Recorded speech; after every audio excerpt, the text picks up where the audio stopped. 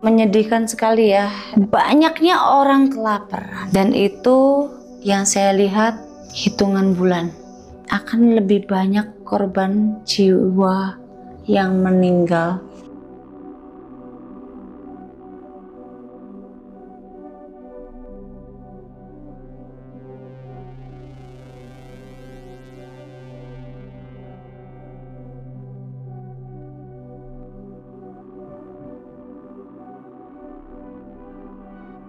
Jadi pemirsa, di kesempatan hari ini saya bersama seorang spiritual ya, atau orang indigo yang bernama Nyi Alona. Beliau memiliki kelebihan atau ilmu yang kita tahu ya, ilmu voodoo itu dari Afrika Selatan. Iya, Nyai. Dari mana?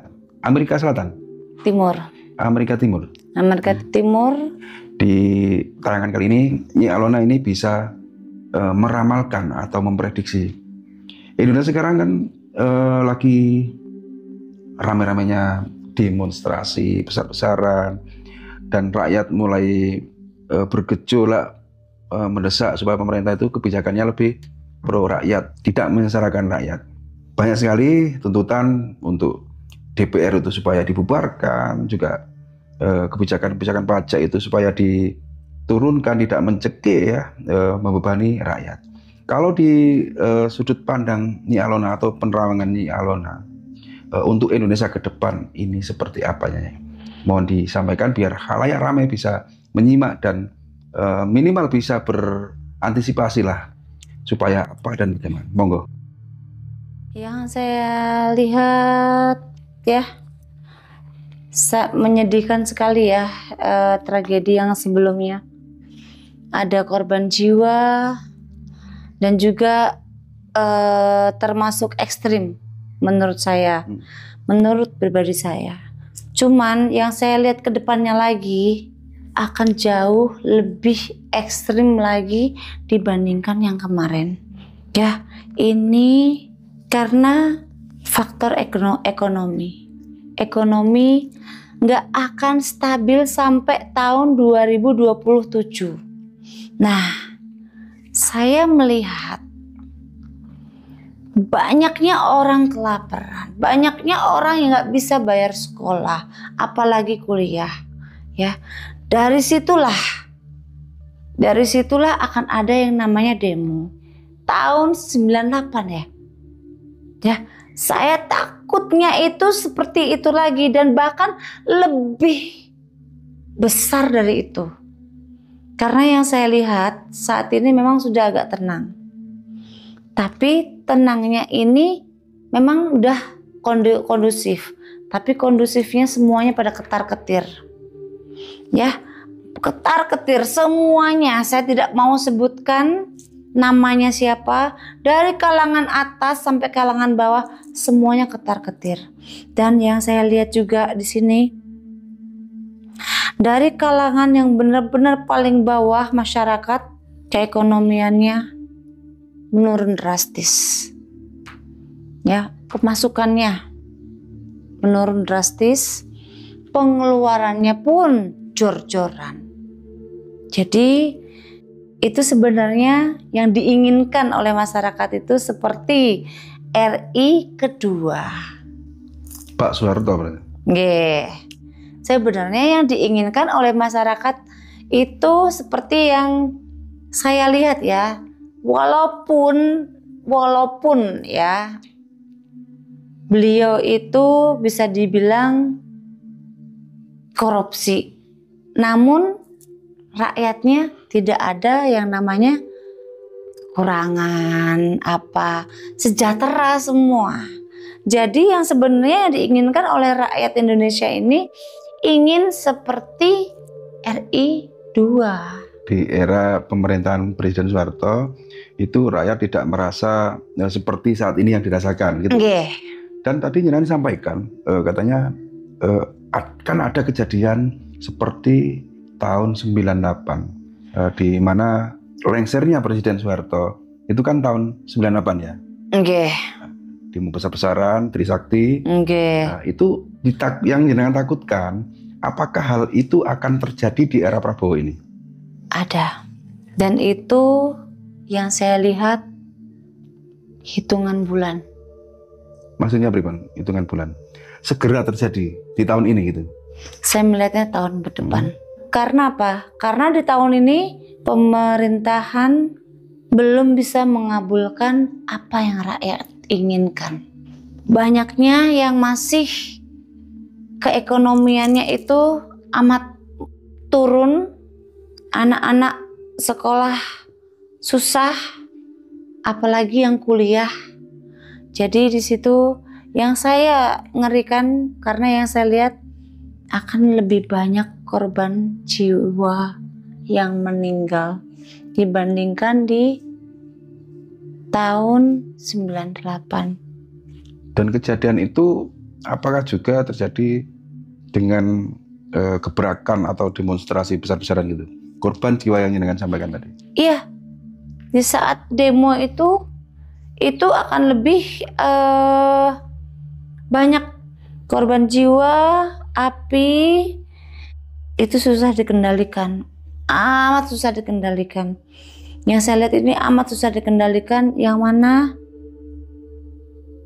saya melihat akan jauh lebih besar musibahnya daripada di tahun 98. Dan dengan terjadinya hal yang jenengan prediksikan itu, apakah Prabowo dan Mas Gibran ini akan terkudeta atau lengser gitu ya?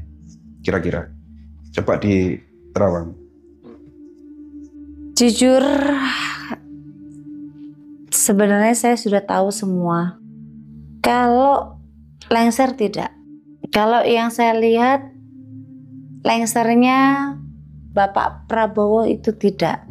Walau kudeta apapun, lengsernya beliau tidak. Dan Mas Gibran yang selalu diremehkan oleh orang-orang yang tidak suka beliau. Karena yang saya lihat ini adalah banyak yang meremehkan beliau. Ya, karena faktor umurnya. Tapi kecerdasannya jauh lebih cerdas daripada orang yang lebih tua. Yang saya lihat juga di sini justru banyak pergerakan dari Mas Gibran-nya. Terlihat di media sosial itu Mas Gibran lebih cenderung ke pendiam karena karakter orangnya memang slow atau banyak diam gitu ya, pendiam gitu ya.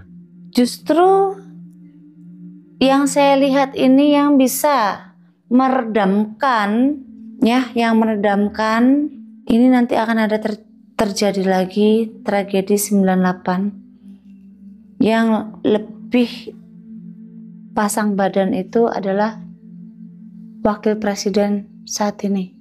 Ibarat kata dia yang langsung turun menghadapi rakyat. Maunya apa, seperti apa agar teredam. Gitu. Ini orang yang diremehkan oleh banyak orang loh. Banyak tokoh diremehkan oleh banyak tokoh besar yang meremehkan, tapi yang bisa meredamkan adalah beliau. Karena beliau yang langsung terjun langsung. Nah, di media-media yang lainnya itu kan lagi viral tuh. Katanya bahwa Satrio Piningit itu Mas Gibran. Kalau menurut Nyai seperti apa? Oh iya, itu yang saya lihat memang. Karena apa? Karena saat rakyat bawah betul-betul yang ingin minta keadilan, betul-betul yang ingin minta betul-betul apa yang dijanjikan, yang turun tangan langsung itu ya yang diremehkan oleh tokoh-tokoh besar itu. Jadi yang mendamaikan pun Mas Gibran-nya.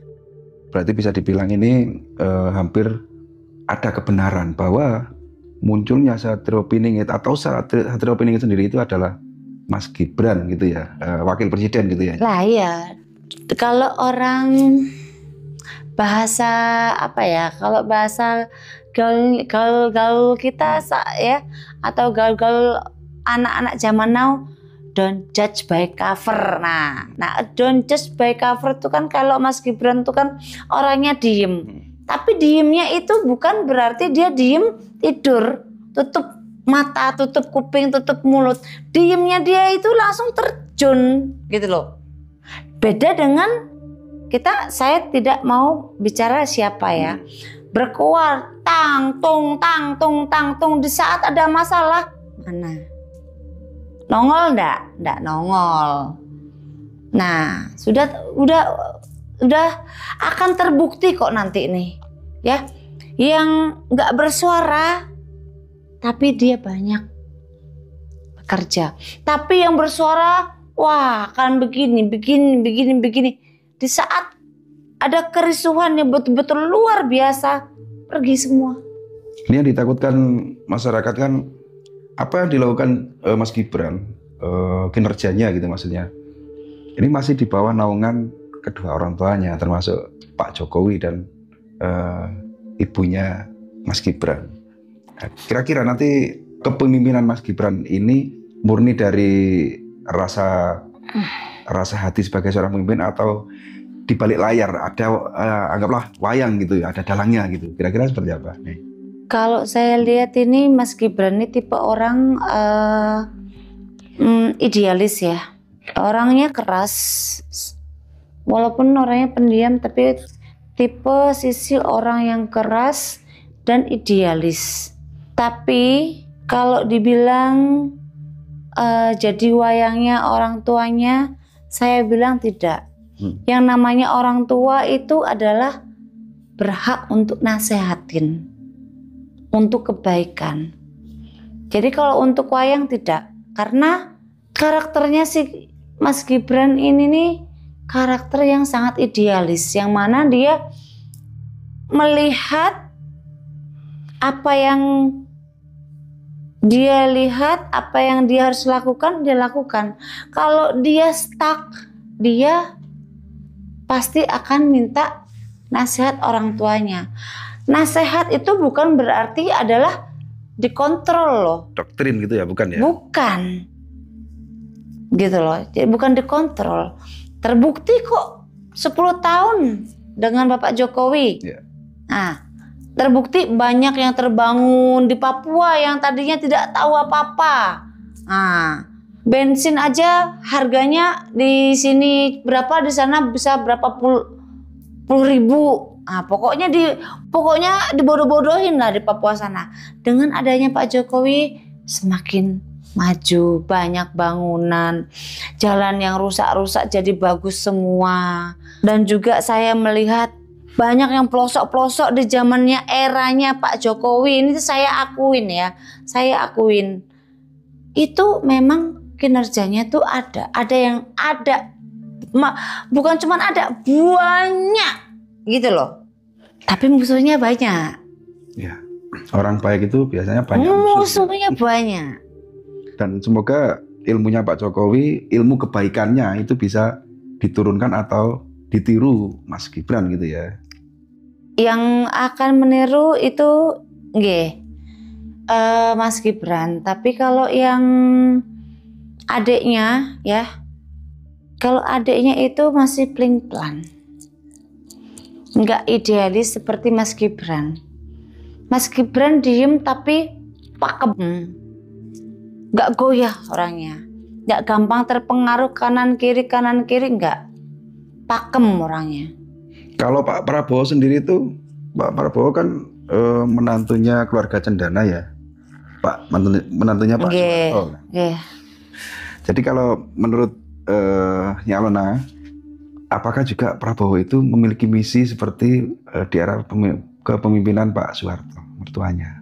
Kalau kita melihat gebrakan dari program-program yang beliau jalankan, seperti merangkul rakyat kecil dulu, seperti contoh kecil aja ya, memberi makan anak sekolah, itu kan di era Soeharto juga seperti itu, merangkul rakyat kecil dulu, dan akhirnya menjadi sebuah pemimpin yang tidak bisa tergantikan. Kira-kira nanti Prabowo seperti ini nggak, punya misi seperti itu nggak kira-kira? Ada, makanya saya bilang Bapak Prabowo itu akan kokoh, tidak akan terlengserkan. Beliau akan kokoh, tidak akan terlengserkan. Cuman memang banyaknya nanti akan ada yang memang musuhnya banyak. Yang saya lihat tuh musuhnya banyak. Musuhnya RI 1 dan wakilnya itu amat banyak sekali. Perencanaan bagaimana caranya untuk melengsarkan tuh banyak, tapi kokoh. Amat kokoh. Karena ya secara logika saja, Pak Prabowo ini kan jenderal, bukan orang biasa. Lah, kita lihat aja Bapak Jokowi aja orang biasa bisa luar biasa kok memimpinnya. Lah, apalagi sosok seorang jenderal. Berarti kesimpulannya, meskipun nanti yang sesuai dengan prediksi tadi akan ada demo yang lebih besar dari demo-demo kemarin, tapi Indonesia akan tetap jaya dipimpin Presiden Prabowo gitu. Nggih. Karena nantinya yang saya lihat pun tidak akan yang namanya ada, kalau dulu zaman eranya dulu kan seperti eranya RI 2 itu kan nggak ada yang namanya DPR. Kenapa dengan adanya demonya besar itu ya harus dibubarkan, dan itu akan diwujudkan oleh Pak Prabowo. Wacana untuk rakyat meminta supaya DPR ini dibubarkan itu akan terwujud di era Prabowo ini. Oke, ini nanti dolar akan naik nih, melambung. Tapi setelah itu ya udah tidak ada lagi yang DPR ataupun apapun itu. Yang saya lihat memang beliau mengikuti jejaknya mertuanya. Kalau misalnya dolar naik berarti kan ada krisis moneter dong, seperti justru itu nanti akan jauh turun. Nah, di saat nantinya Indonesia goncang ya, bahkan banyak nyawa yang hilang, terus juga dari kalangan bawah sampai atas apa semua dolar akan naik ya. Di saat sudah diwujudkan keinginan rakyat, maka dolar akan turun drastis. Berarti transisi untuk kemakmuran Indonesia itu harus melalui krisis moneter dulu gitu. Oke. Ya mudah-mudahan semua yang jenengan sampaikan untuk kebaikannya itu bisa terlaksana, dan untuk hal buruknya mudah-mudahan kita berdoa saja ya sebagai rakyat Indonesia juga, Indonesia ini supaya cepat pulih lah, cepat damai dan bisa stabil sesuai dengan harapan rakyat Indonesia gitu ya Nyai. Karena Indonesia ini kaya loh, amat kaya. Kalau saya ini kan lama di Amerika, lama kuliah di Singapura juga. Singapura tuh punya apa? Nggak punya apa-apa. Kersang. Ya, Amerika tuh punya apa? Kersang. Kita loh, emas ada, tambang ada, ya. Dan pokoknya bisa dibilang negara kita ini sebenarnya kaya raya. Karena yang sebelum-sebelumnya itu ya banyak maling ya. Banyak maling, memperkaya diri tanpa memikirkan rakyatnya, ya kan? Nah, itulah terbukti kan tertangkapnya koruptor berapa ribu miliar. Itu kan udah bisa bayar utang. Ada di komunitas, saya tidak mau sebutkan namanya siapa, komunitas Indonesia saat saya kuliah di Amerika, yaitu adalah di Los Angeles. Itu ada anak pejabat, saya tidak mau sebutkan siapa. Itu beberapa anak pejabat itu beli gedung untuk disewakan, dan pengusaha juga beli gedung di sana. Tapi lebih kebanyakan yaitu adalah pejabat, kebanyakannya. Anaknya pejabat ya? Anaknya pejabat. Dalam arti bapaknya pejabat lah, pejabatnya Indonesia. Lah kalau bisa beli gedung apartemen ya, disewakan per bulan berapa, gedung office ya, saya mikir enak juga ya jadi pejabat. Dalam hati saya enak juga ya jadi pejabat ya, tinggal sewakan kamar ini nih, tinggal di Beverly Hills. Wah, Beverly Hills itu kan bukan apartemen yang murah, apartemen yang mahal di Los Angeles itu gitu. Jadi saya mikirnya, oh pantes, lah ternyata hasil Korupsi. tur Tapi Gusti Allah mboten sare. Tuhan tidak tidur. hukum alam. Kalau di Amerika itu lebih percaya dengan alam ya, hukum alam. Oke, sebagai penutup Nyai, monggo disampaikan pesannya untuk khalayak ramai, untuk pemirsa semua, untuk menghadapi gejolak yang seperti yang dengan sampaikan tadi, seperti apa persiapan kita, monggo disampaikan pesan untuk semua penonton. Pokoknya untuk para sedulur semuanya yang menonton ini, pesan saya pribadi ya, yaitu adalah selagi kalian mempunyai uang, simpanlah baik-baik ya. Jangan keluarkan bila mana tidak urgent banget atau butuh banget. Jangan. Kalau bisa ngirit-ngiritlah dulu. Karena apa? Karena nantinya ini akan benar-benar ada di titik yang benar-benar terendah. Dari kalangan paling bawah sampai atas merata rendah banget. Jadi kalau bisa cash money itu lebih penting dibandingkan aset. Saya sarankan itu. Cash money sangat penting. Jadi ini adalah masukan dari saya buat sedulur semuanya. Jadi kalau misalkan mulailah sedia payung sebelum hujan dari sekarang ya. Karena saya sendiri pun seperti itu. Saya sedia payung sebelum hujan karena saya sudah melihat ke depannya akan seperti apa. Jadi saya sudah mempersiapkan, saya mengirit seirit-iritnya. Kalau bisa saya makan pakai sambal, saya makan pakai sambal. Gitu loh. Jadi karena apa? Karena cash money itu adalah raja dibandingkan beli aset, beli apa. Cash money itu raja. Itu pesan saya sih, cuma satu hal itu aja. Dan buat sedulur semuanya ya, ini adalah terawangan yang saya lihat. Mudah-mudahan tidak terjadi, karena ini yang saya lihat ini amat ekstrim. Mudah-mudahan ya tidak terjadi, tapi saya lihat akan terjadi. Ya, kita harus siap menghadapi semua yang akan terjadi. Waspada. Ya. Karena Wajib. di semua yang terjadi di dunia ini tidak lepas dari kehendak Tuhan yang Maha Esa. Gitu ya. Oke. Oke teman-teman, jadi semoga tayangan kali ini bermanfaat. Jadi kurang lebihnya kami mohon maaf bersama Nyi Alona, orang indigo ya, yang bisa dibilang bisa menembus atau melihat sesuatu yang tidak bisa kita lihat karena kita sebagai orang awam. Terima kasih sudah menonton tayangan kali ini. Saya akhiri. Assalamualaikum warahmatullahi wabarakatuh.